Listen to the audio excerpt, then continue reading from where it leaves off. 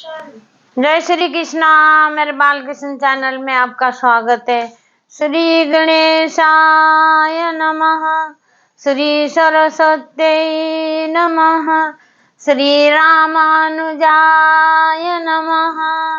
लक्ष्मीनाथ समारंभां नाथयाने मन मध्यमा, देवी सरस्वती व्यासं वंदे गुरु परंपरा।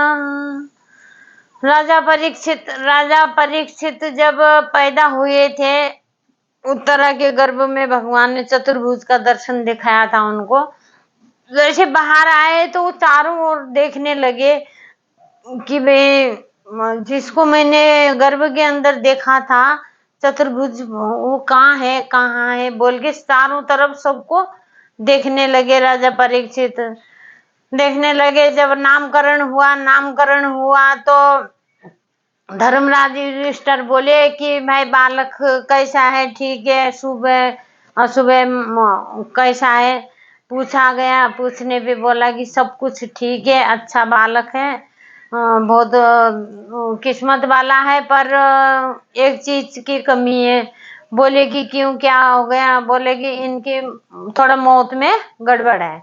मौत में गड़बड़ है बोला तो मौत में क्या गड़बड़ है? कि बोले कि इनकी मृत्यु सांप के डसने से मृत्यु होगी, ये इनका है। अब धर्मराज युधिष्ठिर तो बहुत चिंतन में हो गए कि भाई दुख हुआ कि देखो बालक का वो आगे की मौत का लेखा। कोई भी दुखी हो जाता है सुन के आगे की जो है इनकी लीला, जो मौत की मृत्यु का टाइम आएगा वो सांप का डसने के बाद। बोले कि उसका उपाय है, उसका उद्धार। सांप का काटा हुआ तो उद्धार नहीं होता, सांप का कटा हुआ फिर ऐसे होता है। ये लोग पर लोग थोड़ा गड़बड़ी रहता है।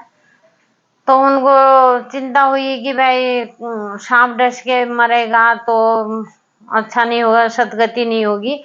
उसके लिए हमें क्या करना पड़ेगा? व्यास जी को बोला, व्यास जी को पूछा। व्यास जी बोले कि भागवत सुनाना पड़ेगा। भागवत ही सुनाया। भागवत ही सुनाया तो सही में वही वाली बात आई। जब बड़े हो गए, जब राजा बना दिया सब, जब श्री कृष्ण गए थे, श्री कृष्ण ने अपने धाम को सारी लीला पूरा करके सब चले गए थे। उसके बाद ये पांचों भाई पांडव भी उदास हो गए थे। फिर उनको ऐसे लगा था कि माता कुंती ने अपना प्राण त्याग दिया था। फिर उनको लगा था कि भाई हमारी जिंदगी में अब कुछ भी नहीं है, कुछ भी नहीं बचा। अब हम भी अपना जंगल को चले, धाम को जहाँ मतलब माला जाप आप करने लगे, भगवान का नाम लेंगे। तो वो लोग भी चले गए थे वहां से। राजा छोटे थे, से ज्यादा बड़े नहीं थे। राजा परीक्षित को उन्होंने राजा बना के राजगद्दी दे के तो गए थे। जब वो मुकुट पहन के राजा गए थे शिकार करने, उस मुकुट में मतलब कलयुग था तो राजा परीक्षित गए। बहुत शांति थी, बहुत राज्य में कोई चहल पहल नहीं था, कोई धोखाधड़ी नहीं थी, कोई गुंडागिरी नहीं थी। मतलब शांत माहौल का राजा, जैसे प्रजा भी इतनी संस्कारी थी, राजा भी ऐसे अच्छे थे। तो क्या हुआ, वहां गए तो एक ना काला सा आदमी गाय का बछड़ा खड़ा है, गाय के बछड़ों का पैरों में मार के उनको गाय को मार रहा था। अब राजा परीक्षित ने देखा कि भाई काला सा इंसान गाय को मार रहा है, गाय तो गए गाय को मार रहा है बोला। फिर वहां से तो गाय को मार रहा, राजा परीक्षित गए। राजा परीक्षित ने बोला कि अब राजा परीक्षित ने बोला कि गाय को मार रहा है तो गाय को क्यों मार रहा है, तुम कौन हो?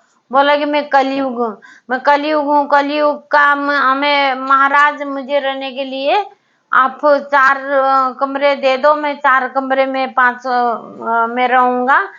तो मैं गांव में मेरे रहने का कलयुग में कोई ठिकाना दो। जब राजा परीक्षित ने वो इनका रहने के लिए तुम पानन सोना स्त्रियां ये 4 जगह दिए। जगह देने के बाद देखो पान दारू के कलयुग है, सोना का कलयुग है, मांस कलयुग है, और ये गड़बड़ करा हुआ धन कलयुग है। ये सब 4 कलयुग, 5 कलयुग है। 5 में उसका कलयुग का ठिकाना है।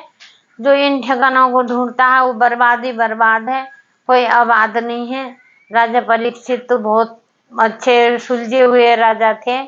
उनके शराब की वजह से उनका मौत का हुआ था। इसलिए भगवान की लीला है। हमारी जिंदगी में भी सांप कच्छप सांप डसेगा, मरेंगे, हमारी भी मौत होगी।